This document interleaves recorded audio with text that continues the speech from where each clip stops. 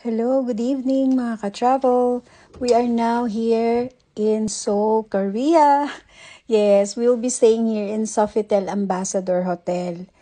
And we'll be staying here until September 8. So yun na nga. Because we got invited by the Seoul Tourism Organization po to join their SITMMT for the medical tourism.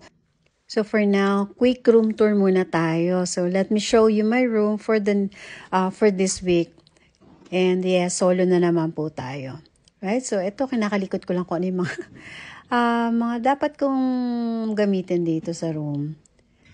And yan. So may fridge dito, may konting wines and beers. And hindi naman ako inom mag-isa dito. So, never mind na lang. More water na lang muna. Okay, so ayan. Dito naman tayo sa CR. So medyo malaki ang CR nila.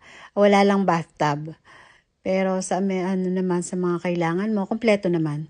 For now, yan po muna. Please follow for more updates. Thank you!